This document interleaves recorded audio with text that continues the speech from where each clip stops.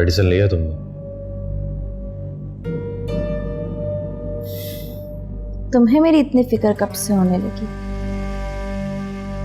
या फिर मेडिसिन का पूछकर खाना पूरी कर रहे हो? कैसी बातें कर रही हो तुम? मुझे तुम्हारी फिक्र नहीं होगी तो किसे होगी? मेरी बीवी हो तुम। बीवी? बीवी बनाने का शौक होता है सिर्फ तुम मर्दों का। फिक्रमंदी तो किस्मत वालों के नसीब में ही आती है। अब आखिरी बार कब डॉक्टर के पास लेकर गए थे? न तवज्जो दे सके, न मोहब्बत, न घर में मकाम दिया, तो बस सिर्फ सलाद का बोझ। बोझ? तुम हमारे होने वाले बच्चे को बोझ कह रही हो? शर्म आ रही है मुझे ये सुनकर।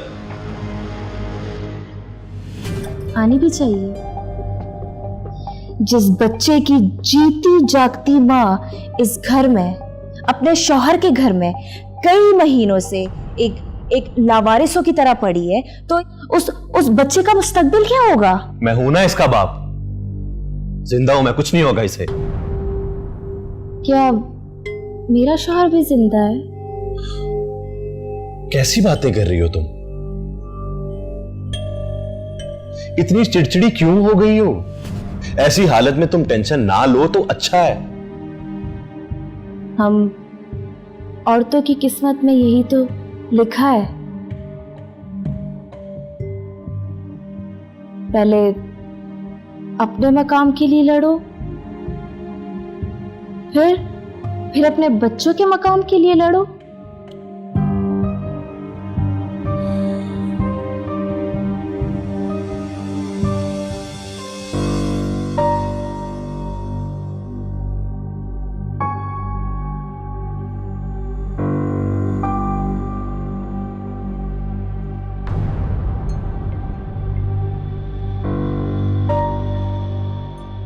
दामाद जी क्या हुआ?